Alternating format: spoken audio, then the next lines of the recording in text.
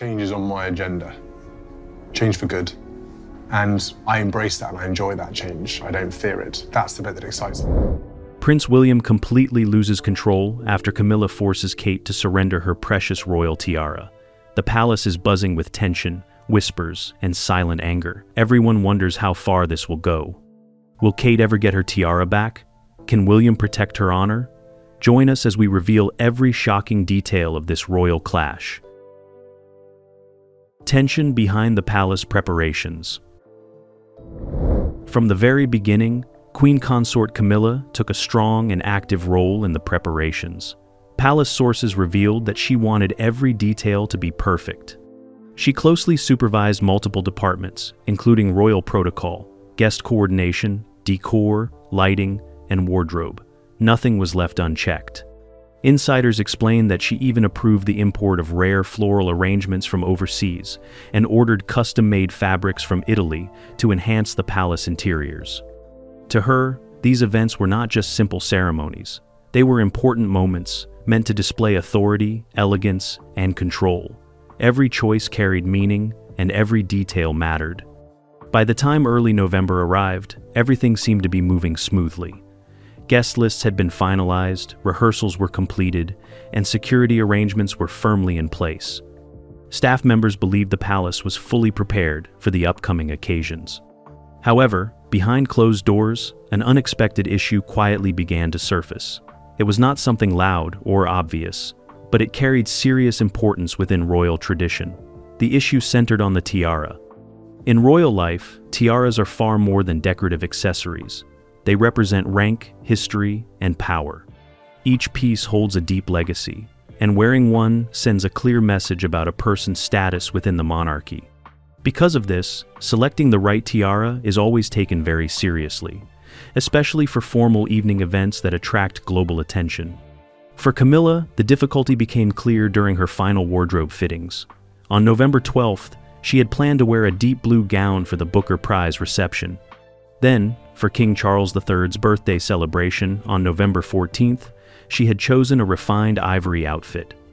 While both outfits were carefully selected, none of the tiaras usually assigned to her seemed suitable. Some pieces did not match the colors of her outfits. Others appeared too heavy or outdated.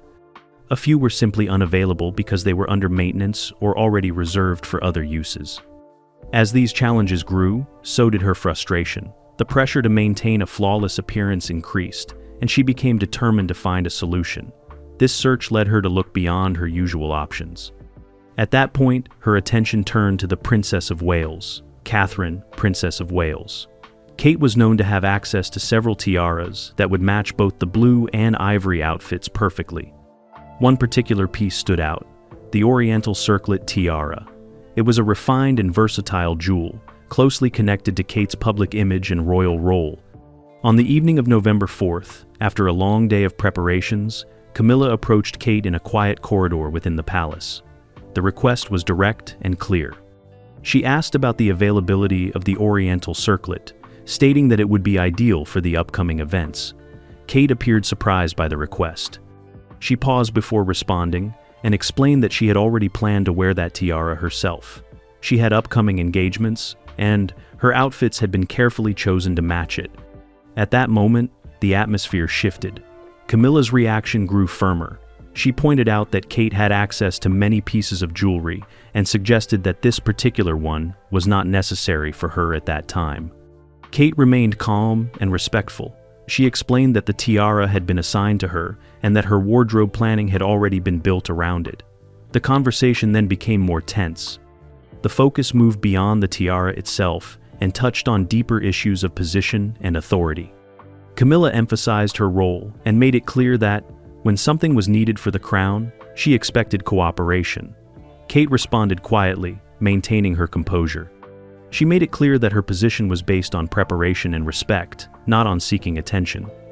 The exchange grew colder. Camilla stepped closer and reinforced her authority, stressing that decisions within the palace were ultimately hers to make. For a brief moment, silence filled the corridor. Kate stood still, her expression calm but pale. After a pause, she gave a soft response and agreed to make arrangements. Without saying anything further, she turned and walked away. The tension between them remained, even after the corridor became quiet again. This moment did not end the situation. Instead, it marked the beginning of a deeper and more complicated tension within the royal household. Palace moment that changed everything. By the next morning, whispers had already begun to move softly through the palace corridors. Staff members exchanged careful glances and spoke in low voices, aware that some kind of confrontation had taken place. However, no one knew the full details. Nothing had been officially confirmed, and many believed the situation would be handled privately, as was usually the case within royal walls. That sense of calm did not last long. Just before midday, things took a clear turn. Camilla's personal security officer arrived at the royal jewelry vault. She was accompanied by her senior designer and 2 palace officials. The visit had not been planned, which immediately raised concern for the officer responsible for guarding the vault. After Eleanor left, Catherine sat in silence. Her earlier anger faded, leaving only sadness. At dinner, the atmosphere felt heavy. William was away, leaving her alone with the children. He stepped forward, cautious and alert, and asked who had sent them. He pointed out that the items inside were officially recorded under Catherine, Princess of Wales. Without hesitation, Camilla's designer responded that they were acting under the Queen Consort's direct instruction. The tiaras, she explained, were needed for upcoming events. The guard did not feel comfortable proceeding without clarity. He asked if Catherine was aware of this request, explaining that proper protocol required her approval. There was a short pause before the security officer responded firmly, stating that Catherine was not the queen. Another aide quickly added that the needs of the crown came first. With visible unease, the guard finally gave the signal for the vault to be opened. Inside, rows of valuable jewels shone under soft lighting. The first piece removed was the oriental circlet tiara, which had already been at the center of the earlier disagreement, but the action did not stop there. 2 additional tiaras were also taken. One was the Cambridge Lovers' Knot tiara, a piece closely linked to Princess Diana and now strongly associated with Catherine. The other was the lotus flower tiara, known for its lighter and elegant design, and worn by Catherine at several formal events. All 3 tiaras were officially recorded for temporary use under Camilla's authority and sent for fitting and styling. By the time senior aides became aware of what had taken place, it was clear that this was not a simple or routine borrowing. To many within the palace, the decision appeared deliberate and carried a deeper meaning. The news reached Catherine at exactly 4:30 in the afternoon. She was in her private sitting room when Mr. John Harrington, the long-serving head of royal jewelry, was quietly shown in. His expression was tense and his posture unusually stiff, which immediately signaled that something was wrong. He carefully explained the situation, including the unexpected visit, the instructions given in Camilla's name, and the removal of all 3 tiaras. As he spoke, Catherine's expression tightened, and her hands remained still in her lap. She asked if they had been taken without her consent, and he confirmed that they had. He also shared that he had raised concerns and asked whether she had approved the decision. Catherine reacted with a brief flash of emotion, but her composure quickly returned. She thanked him calmly and acknowledged that he had done the right thing by informing her. After he left, she remained seated in silence. Beneath her calm appearance, there was a clear sense of disbelief. After some time, she stood up with quiet determination and made her way to Camilla's private office. Inside, Camilla was surrounded by her staff, including her dresser, designer, and senior aides. The room grew silent as Catherine entered. She asked to speak, maintaining a steady and controlled tone. Camilla responded with visible irritation and told her to speak openly in front of everyone.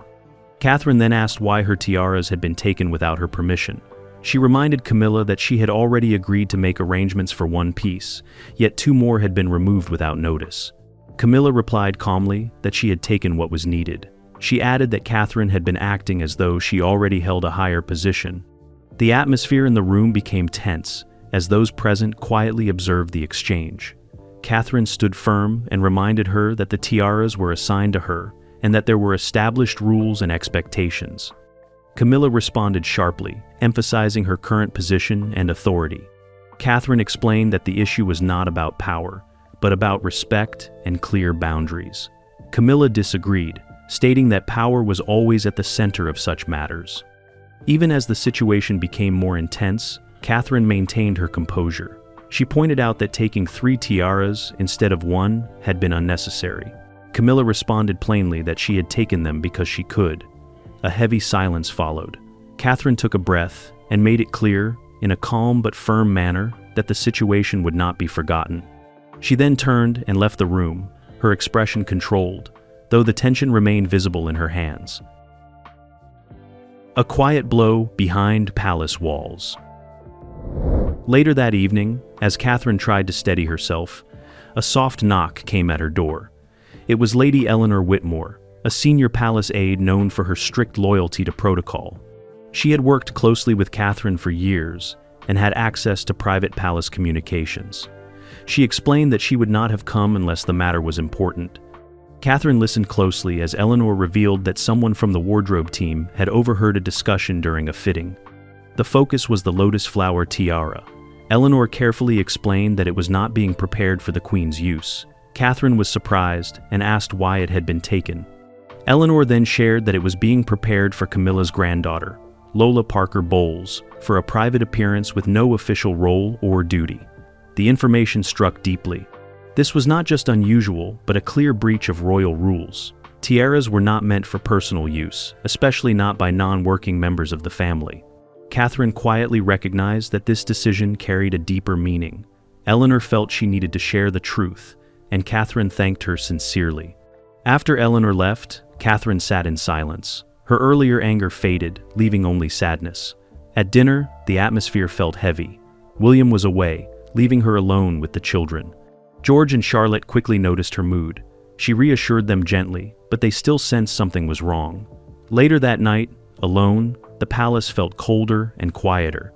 She had remained composed, yet the situation felt deeply personal. By morning, whispers had spread throughout the palace. Staff moved carefully, aware of rising tension. News began to circulate that William and Princess Anne might return earlier than expected. For Catherine, this possibility brought comfort. William had been scheduled to return on the 6th, and the thought of him coming sooner lifted her mood. However, just before noon, she decided to confirm it herself. When she spoke to him, he gently explained that there had been a misunderstanding. He and Anne would return as originally planned. The brief sense of relief faded.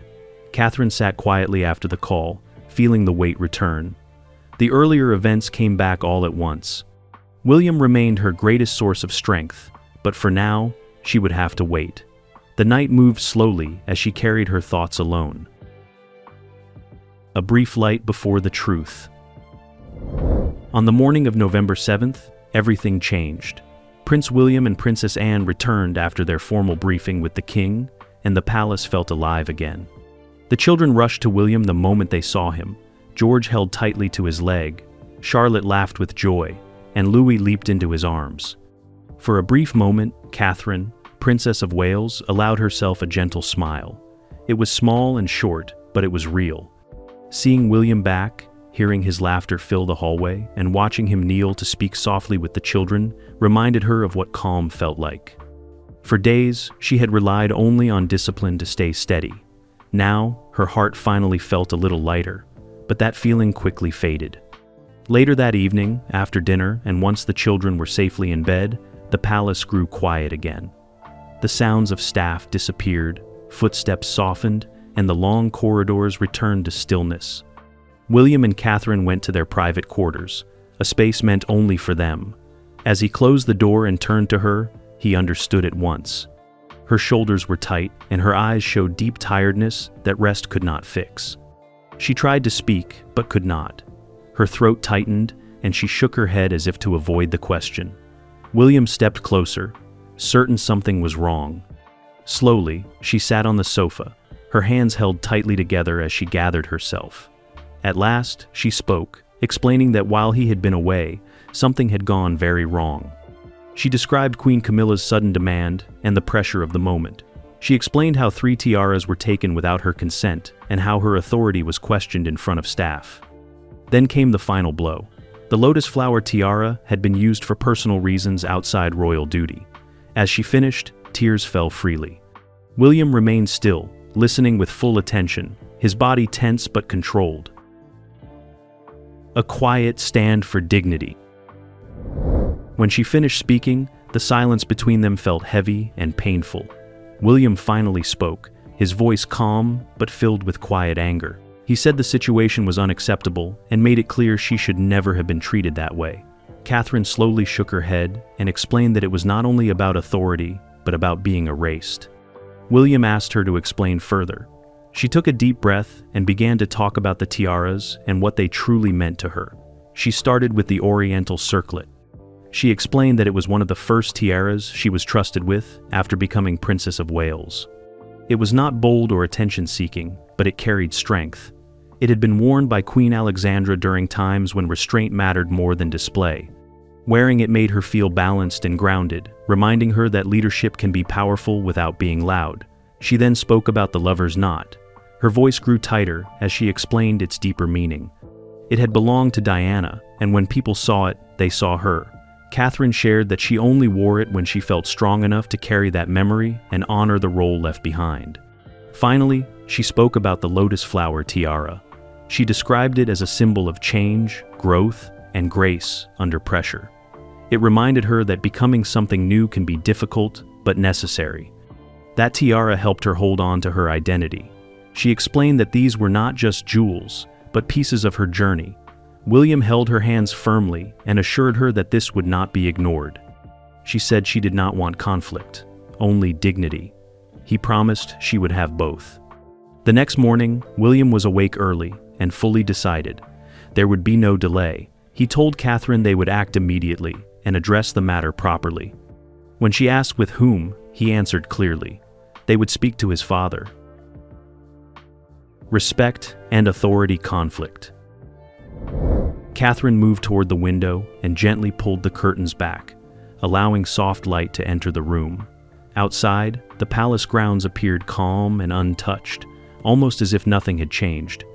The peaceful view made her reflect on how easily deep pain could remain hidden behind such beautiful surroundings. She turned away and began to dress with care, choosing clothing that felt like protection, simple, structured, and dignified. William followed the same approach. Neither of them spoke much, yet their actions were perfectly in sync and filled with quiet purpose. As Catherine fastened her bracelet, she finally spoke, expressing her hope that the situation would not turn into a battle. William stepped closer and reassured her calmly that it would not, but it would be addressed clearly. Breakfast passed in silence. Catherine barely ate, her mind focused not on anger but on disappointment.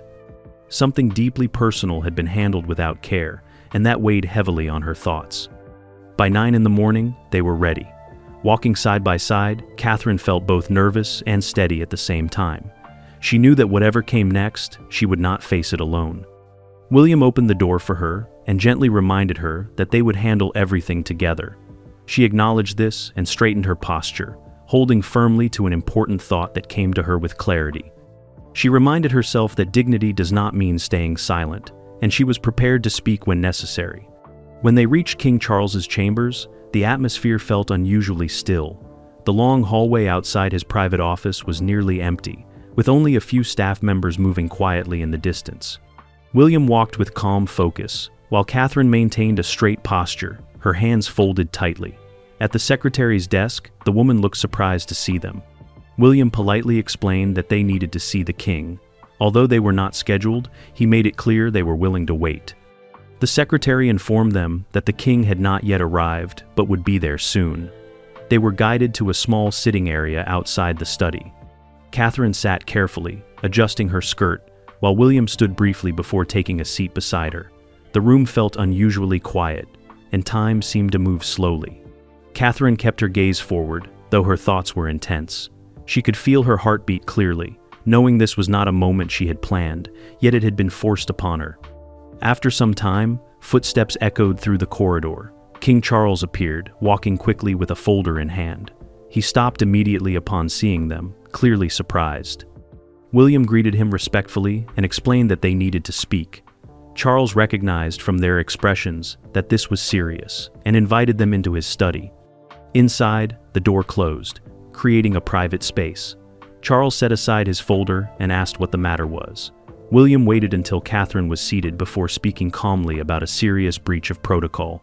Catherine then explained carefully that 3 tiaras under her care had been removed from the vault without her knowledge or permission. She listed the Oriental Circlet, the Cambridge Lover's Knot, and the Lotus Flower Tiara. Charles reacted with concern and asked who had authorized it. William answered clearly that it was Camilla. Catherine added that the previous evening she had been asked to lend 1 tiara, and she had requested time to handle it properly. Instead, by the next morning, all 3 had been taken without consultation and in front of staff. Charles listened closely, his expression growing troubled, and acknowledged that the situation should not have happened. A quiet line of respect for the crown. Catherine spoke softly, but her words carried weight. She explained that there was more to the situation. Charles looked at her again and asked her to continue. She chose her words with care as she brought up the lotus flower tiara. She made it clear that the tiara had not been taken for any royal duty. This detail immediately caused concern. Charles reacted with visible confusion and asked what she meant by that. Catherine remained calm and composed as she explained further. She said she had been informed that the tiara was intended for personal use by someone who was not a member of the royal family. Her words settled heavily in the room. The meaning behind them was serious, and everyone present understood the implication. Charles took a slow breath as he processed what he had just heard. He made it clear that such a situation was highly inappropriate. William stayed steady and controlled, but his voice was firm. He made it clear that this issue went beyond the matter of jewelry. For him, it was about authority being used in a way that caused humiliation. The concern was not just about objects, but about respect and proper conduct within the structure of the royal household. Catherine lowered her gaze for a brief moment, then looked back up with quiet strength. She explained that she had always respected the established hierarchy. She had never crossed any boundaries or overstepped her role. However, she made it clear that this situation had crossed a line. Her words were simple, but they carried deep meaning. Charles listened carefully, rubbing his temple as he thought through everything. Catherine continued, explaining that she did not want conflict. Her intention was not to create tension, but to ensure that proper boundaries were respected. She wanted acknowledgement of her role and the respect that came with it. William added to her statement, emphasizing the need for clarity. He made it clear that such a situation should never happen again. His tone remained calm, but the message was firm and direct. Charles remained silent for a long moment. It was clear that he was thinking deeply about everything that had been said. Finally, he straightened in his chair and responded. He acknowledged their concerns and agreed that the matter had not been handled properly. He looked directly at Catherine and made it clear that she should not have been placed in such a position. Catherine responded with a slight nod, showing her appreciation for his understanding. Charles then stood up and stated firmly that he would personally look into the matter. William acknowledged this, making it clear that this was all they were asking for. Charles met his son's eyes and confirmed that he would address the issue. At that moment, the conversation came to a pause. The tension in the room did not disappear, but it shifted. The issue had been acknowledged, and that alone marked a change. However, it was clear that the matter was not fully resolved. As William and Catherine turned toward the door, preparing to leave, Charles suddenly asked them to wait. They stopped immediately. Charles stood still, appearing to carefully consider something important. After a brief pause, he asked them to return to their seats. They did so without hesitation. Catherine felt a quiet tension within herself. It was clear that the situation was not yet complete. Charles reached for the phone on his desk and pressed a button. He calmly instructed that the Queen Consort be asked to come to his study immediately. After ending the call, he leaned back in his chair. The atmosphere in the room changed. It felt heavier, filled with expectation. Neither William nor Catherine spoke. They waited in silence. A few minutes later, the door opened and Camilla entered the room. She appeared composed and confident at first. She gave a brief smile, but it quickly faded when she noticed that William and Catherine were still present. Her expression became more guarded. She addressed Charles and asked why she had been called. Charles responded evenly and asked her to sit down. She did so, placing her hands neatly in her lap, and asked what the matter was about. Charles looked directly at her and explained that he had just been informed about the removal of several tiaras from the vault. He specifically mentioned pieces that were under Catherine's care. His tone was calm but firm. Camilla's expression changed slightly. She responded by saying that she had been acting to uphold respect for the crown. She stated that the jewels belonged to the institution and not to any individual. William shifted slightly in his seat, but remained silent. Camilla continued, explaining that there had been important events and decisions that needed to be made. She stated that she had acted in her role as queen consort. Throughout this exchange, Catherine remained very still. Her face stayed calm, but her hands were held tightly together, showing quiet tension. Charles raised his hand slightly, signaling for calm. He responded by saying that acting for the crown did not mean ignoring established protocol. His tone remained controlled, but carried authority. Camilla responded by suggesting that protocol sometimes needed to bend, especially when others forgot their place. Her words landed sharply in the room, creating a clear sense of tension. Charles immediately straightened in his chair. His voice became firmer as he responded. He made it clear that this was not how the family or the crown functioned. Before Camilla could respond further, he continued speaking with a tone that left no room for argument. He stated clearly that the situation had affected the image of the royal family. He also made it clear that it had been an insult to Catherine, and that it should never have happened. Camilla reacted with visible stiffness. The confidence she had shown earlier began to fade slightly. Charles then gave a direct instruction. He stated that, with immediate effect, all 3 tiaras would be returned to the vault. He emphasized that there would be no exceptions. He paused briefly before adding another decision that carried significant weight. He stated that Camilla would not wear a tiara at the Booker Prize reception. He also made it clear that she would not wear one during his birthday events. The room fell into deep silence after this statement. Camilla appeared momentarily surprised. For the first time since entering the room, her composure weakened slightly. She seemed ready to respond, but stopped herself. After a brief pause, she nodded slowly and accepted the decision. Charles confirmed that the decision was final. He then turned to Catherine, and his expression softened. He acknowledged that she had been placed in a difficult position and stated that it should not have reached that point. Catherine responded with calm acknowledgement. William also stood and expressed appreciation for the matter being addressed. Charles gave a final nod and stated that the matter ended there. Within hours, palace staff confirmed that all 3 tiaras had been returned to the vault by midday. The Oriental circlet, the Cambridge lover's knot, and the lotus flower tiara were all accounted for. The situation was handled quietly, and no official statement was released. A few days later, the Booker Prize reception took place. Observers noticed something unusual. Camilla appeared without a tiara. Instead, she wore a sapphire necklace with matching earrings. To the public, it appeared to be a simple style choice. However, questions quickly began to arise. Royal commentators offered different ideas. Some suggested it was a modern fashion decision. Others believed it reflected a personal preference or a last-minute change. The true reason remained unspoken. The same pattern continued during the king's birthday events. Once again, there was no tiara. The absence became more noticeable, and the lack of explanation only increased curiosity.